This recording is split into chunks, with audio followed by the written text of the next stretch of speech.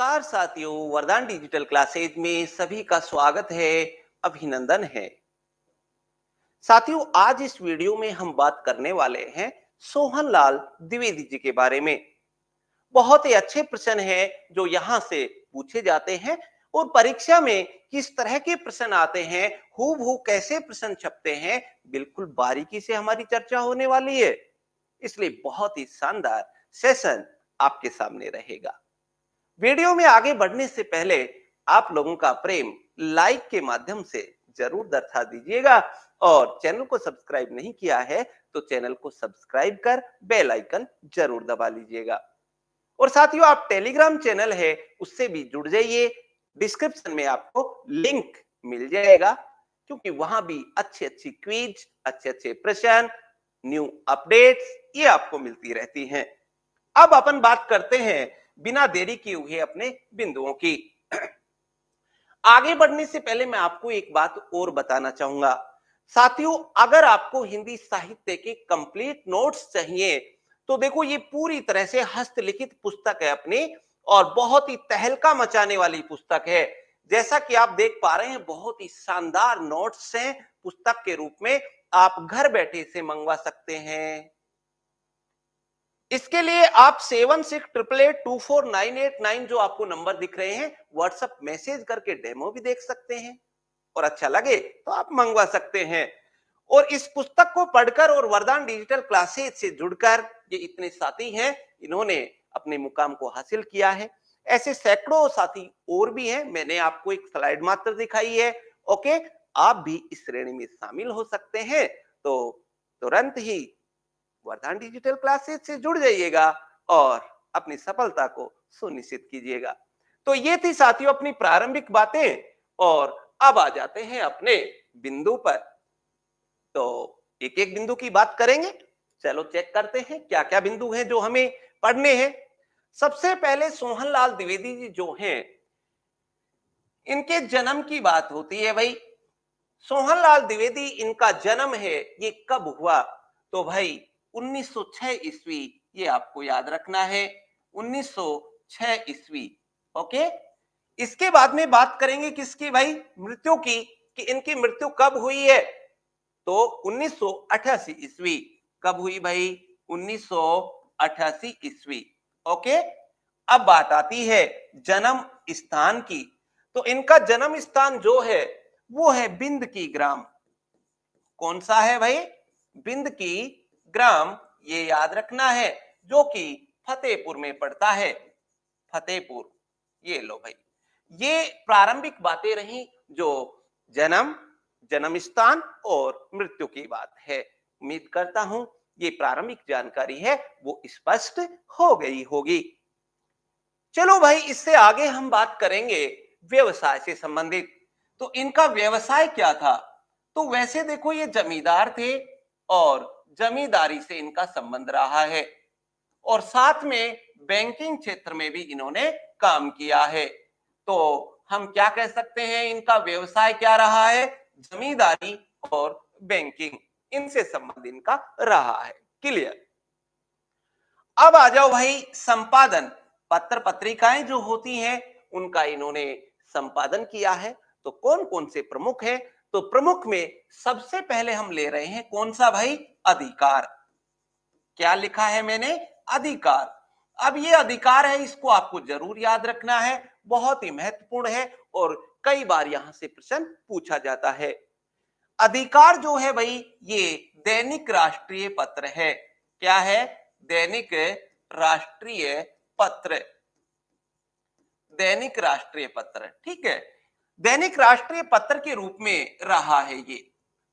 अब इसमें और भी बात आपसे पूछी जा सकती है। क्या?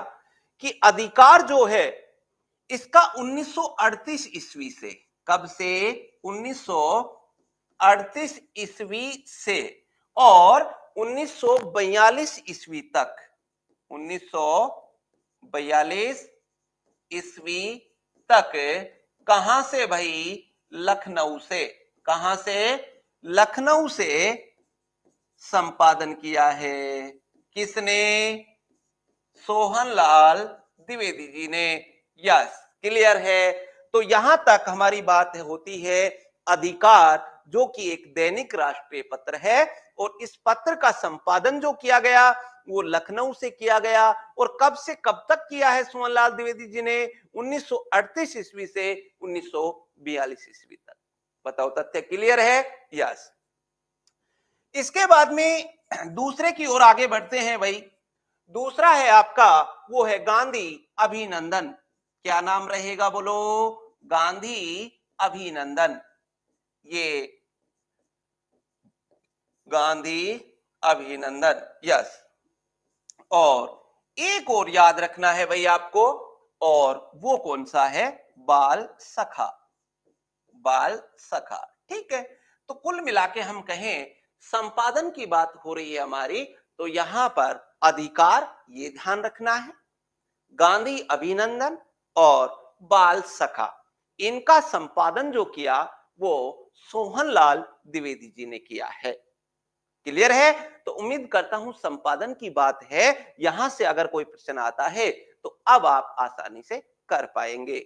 ओके, चलो भाई, संपादन की बात क्लियर हुई। अब आ जाओ, काव्य रचनाएं कौन कौन सी है?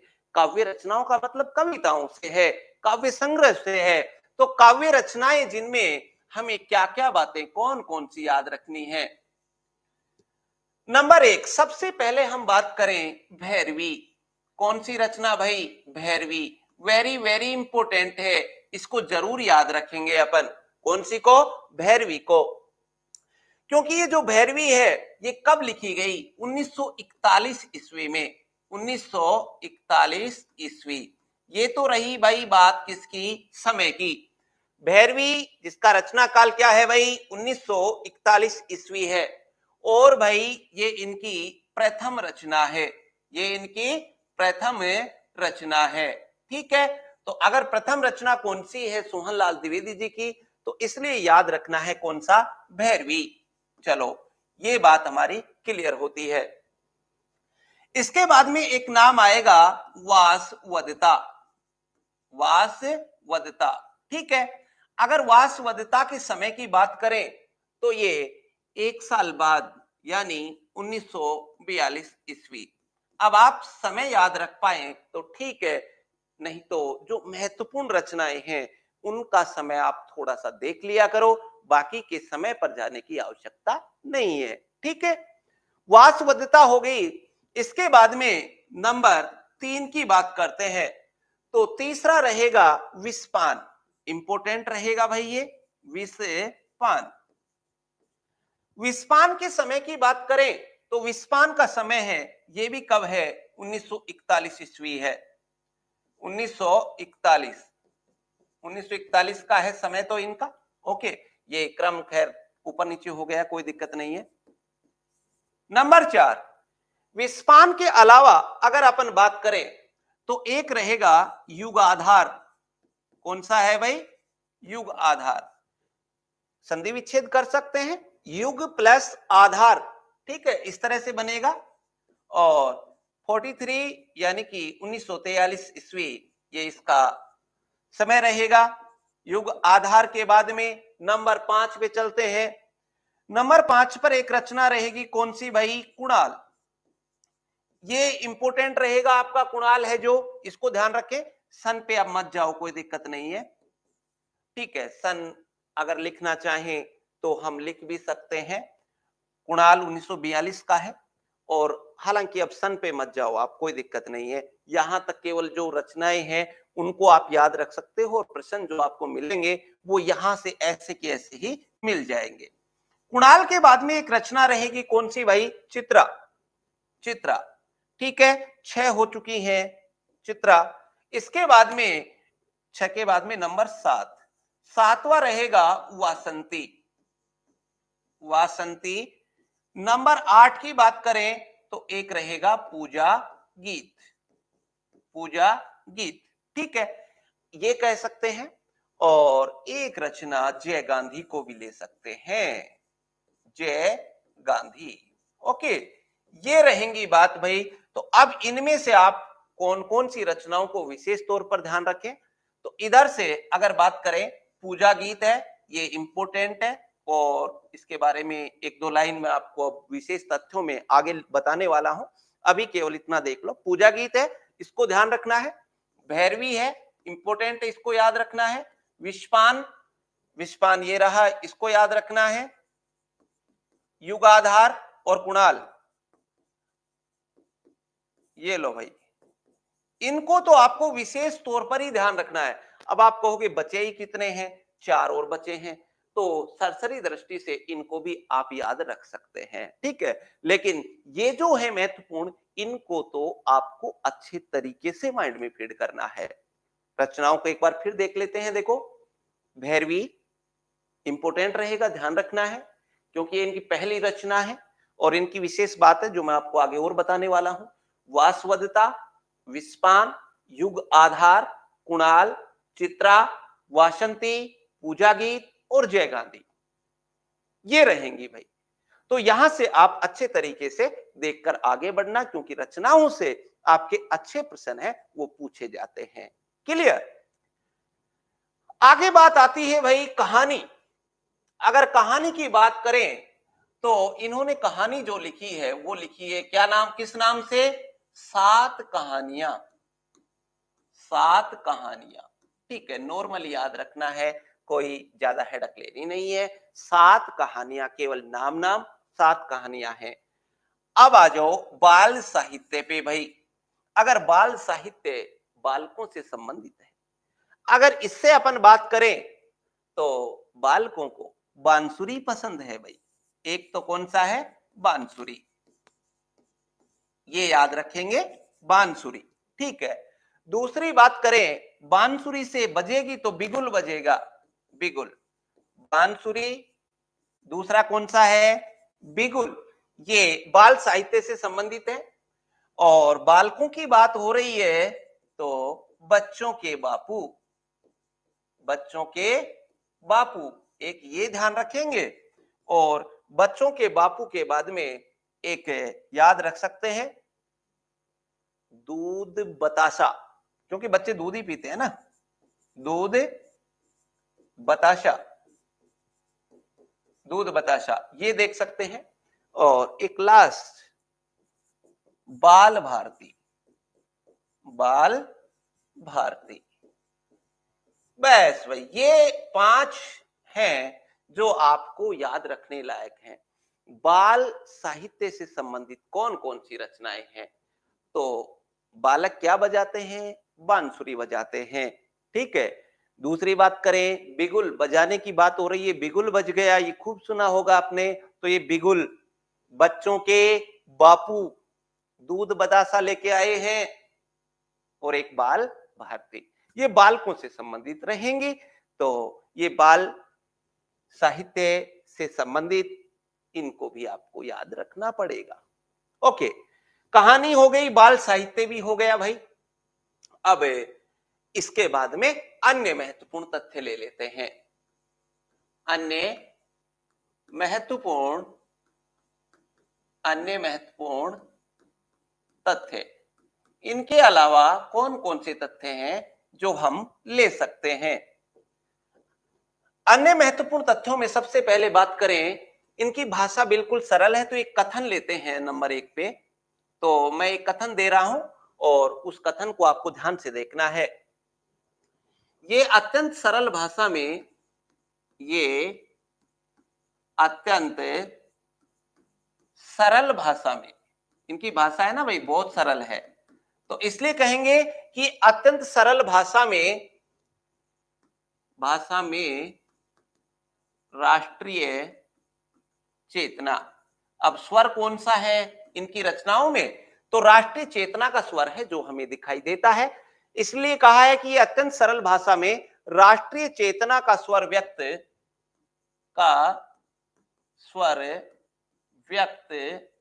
करने वाले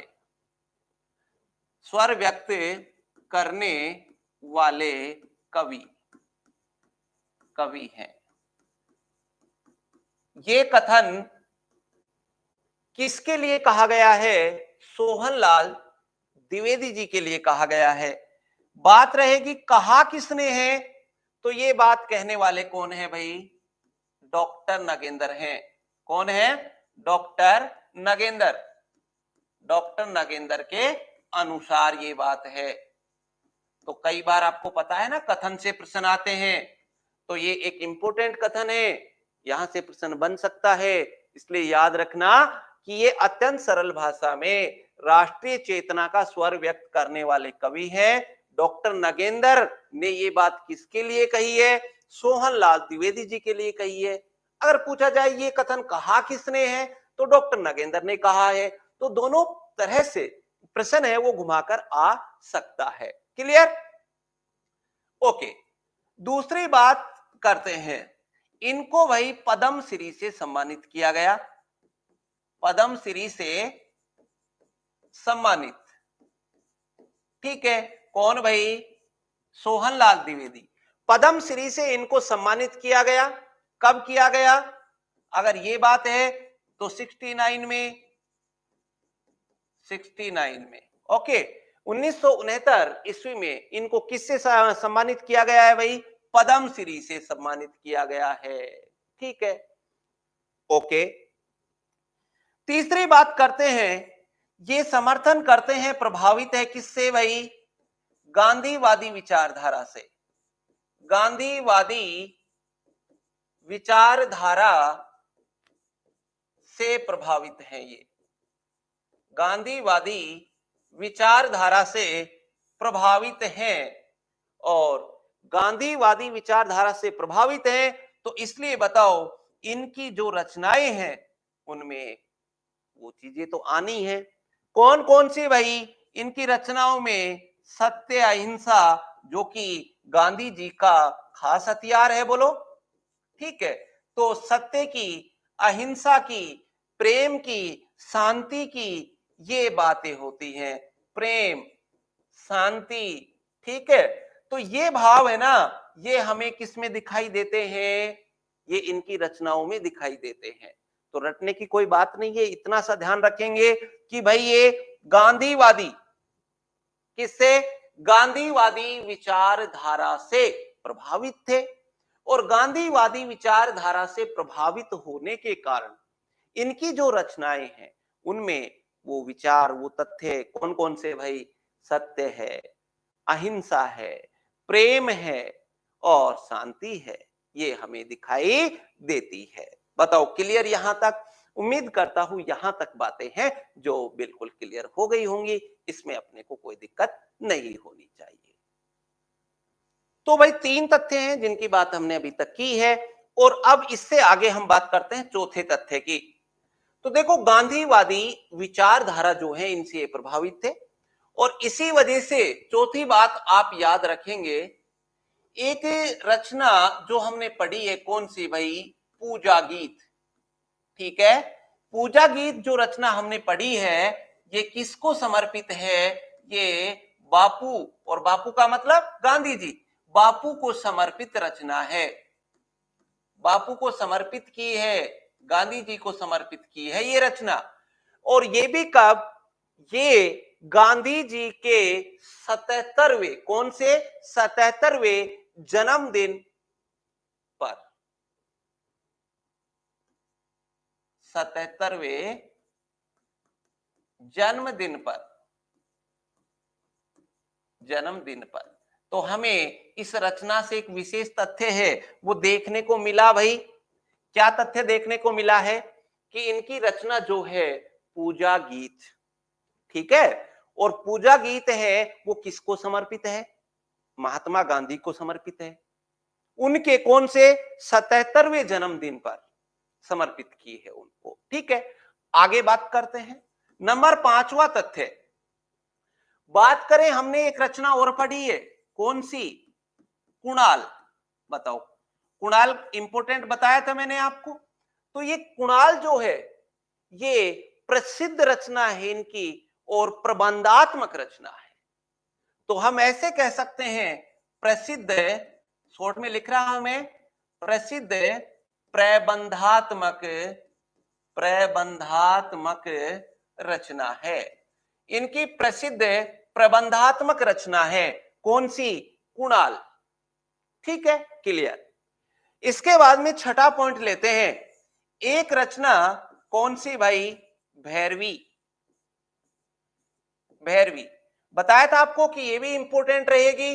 तो अगर भैरवी की बात करें तो इससे कुछ कथन है, वो कथन है जो कई बार पूछे जाते हैं। कथन क्या है वो देखो, भूल गए क्या, भूल गए क्या, भूल गए का राम राज्य वह, भूल गए क्या राम राज्य वह, राम राज्य वह जहां सभी को, जहां सभी को सुख था अपना, सुख था अपना। यस, एक ये पंक्ति है, ये ध्यान रखना है अच्छे तरीके से। क्या कहा है? भूल गए क्या राम राज्य में जहां सभी को सुख था अपना। तो ये पंक्ति किसकी है? सोहनलाल द्विवेदी जी की है। कौन सी रचना से ली गई है? तो भैरवी रचना है, इससे ली गई है, ये ध्यान रखना। ओके, इसके अलावा एक दूसरा कथन है, दूसरी पंक्ति है, वो भी हम देख सकते हैं। देखो क्या भाई, जागो, जगाने का काम किया है, जागो हिंदू मुगल मराठे सभी को, जागो, जागो हिंदू मुगल मराठे, ठीक है, जागो हिंदू मुगल मराठे, जागो मेरे भारतवासी, जागो मेरे भारतवासी। लो भाई, ये इस तरह से ये रहेगा। मुगल मराठे है, उनको मरहटे उस भाषा में उन्होंने लिखा है, खैर कोई दिक्कत नहीं है। तो जागो हिंदू मुगल मराठे, जागो मेरे भारतवासी। तो इस तरह से ये भैरवी से ली गई पंक्तियां हैं और यहां से प्रश्न है वो पूछे जाते हैं। और बाल साहित्य तो इन्होंने लिखा ही है खूब, जिनकी चर्चा हमने कर भी ली है, ठीक है। तो ये प्रमुख बातें हैं जो हमें ध्यान रखनी चाहिए, ये अन्य महत्वपूर्ण तथ्यों से ये बातें रहेंगी। क्लियर? अब एक बात और देख लेना, मैं आपको बता दूं, लहरों से डरकर नौका पार नहीं होती, कोशिश करने वालों की कभी हार नहीं होती। ये हम खूब पढ़ते हैं, ये हरिवंश राय बच्चन जी का है, ठीक है ना। लेकिन कुछ विद्वान ऐसे भी हैं जो इन पंक्तियों को किससे जोड़ते हैं? सोहनलाल द्विवेदी जी से। तो इसलिए आपको एक तथ्य जरूर याद रखना होगा, क्या? कि लहरों से डरकर नौका पार नहीं होती, कोशिश करने वालों की कभी हार नहीं होती। हरिवंश राय अगर बच्चन ऑप्शन में नहीं है तो वहां सही उत्तर सोहनलाल द्विवेदी माना जाएगा। क्या माना जाएगा? सोहनलाल द्विवेदी। तो इस बात को आप, वैसे मैंने मौखिक रूप से आपको बता दिया है, तो इस चीज को भी आप ध्यान रख सकते हैं, ठीक है। तो ये इतनी बातें हैं जो आपको ध्यान रखनी है, इससे बाहर आपको कोई प्रश्न नहीं मिलेगा। उम्मीद करता हूं बहुत अच्छे तरीके से आपने ये सभी बातें क्लियर की होंगी। ओके, और अब लास्ट में मैं आपको बता दूं कि साथियों, ये सभी आपके साथी हैं जो वरदान डिजिटल क्लासेज से जुड़कर अपनी सफलता को अर्जित कर चुके हैं। और आप भी वरदान डिजिटल क्लासेज ऐप है वो प्ले स्टोर से भी डाउनलोड कर सकते हैं, और डिस्क्रिप्शन में लिंक है, वहां से भी आप डाउनलोड कर सकते हैं। और टेलीग्राम चैनल से आप जरूर जुड़िए।